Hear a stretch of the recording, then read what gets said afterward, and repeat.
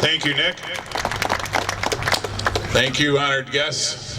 It's a pleasure to be here. It's also a very great honor for me, and I'm humbled by it, to be able to speak for a few moments in the presence of such greatness as is assembled here. They know what the words adapt and overcome means. Our country knows what that means. When George Washington first started his movement with his band of soldiers to make this country independent of a world power, little did he know what he would set in motion. But they did overcome all the adversity they faced, and they formed this country, and we became independent and free. And about 30 years later, this young country was invaded by the British. And little did we know that at that time, Detroit was burned, our capital was burned, Washington, D.C. And there was a battle about to begin in New Orleans that was going to determine whether we survived as a country.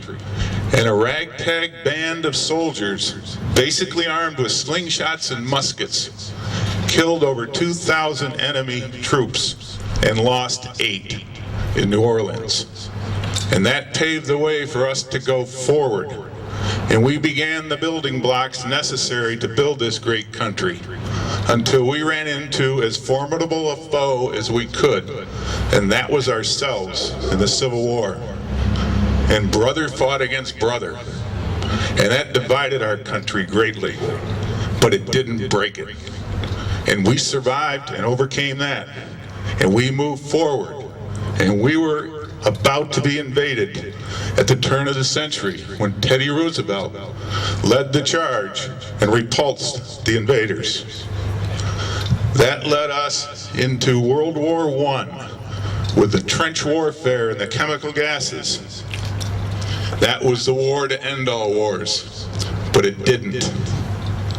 And we survived that and celebrated all through the Roaring '20s. And then we thought, yes, we're finally on pace. Our young country was moving forward, and the economy went down, and we suffered the Great Depression. And there we were at the end of the '30s, on the ropes, wondering how are we going to survive this? And all of a sudden, a left and a right came out of nowhere, Japan and Germany.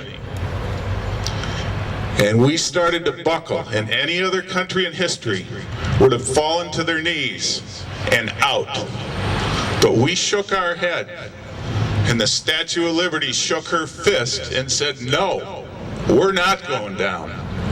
And we galvanized as a country like no other country has ever done before or since, and paved the way to victory. And at the end of the day, we freed our allies, but more importantly, our flag stood proudly and free, flying.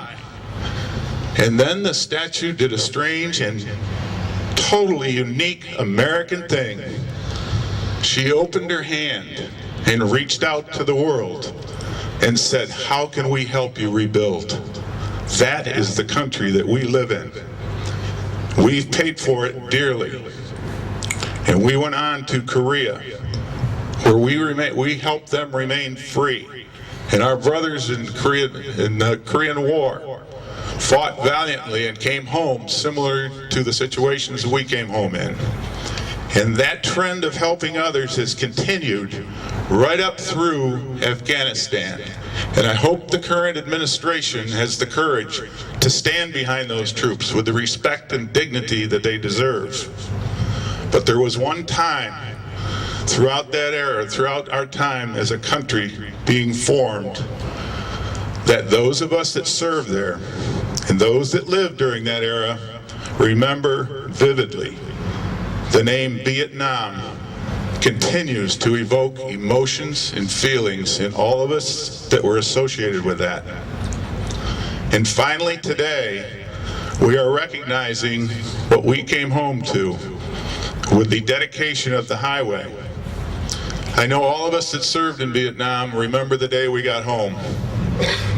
I remember coming home in shirt sleeves on 21 December '69 and walking out of the airport, and the wind chill was 21 below. And the public reception was even chillier. Finally today, we recognize that what they fought for in Vietnam is being recognized today. And the legacy of the Vietnam veteran is shown here with all these people and people in other areas celebrating that.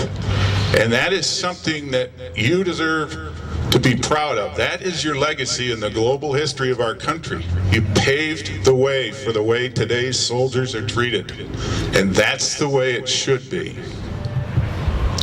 As we go forth today, please take a moment to utter some words or some thoughts of respect for those who have the courage, the commitment, and the willingness to sacrifice, to put on the uniform that preserves our way of life.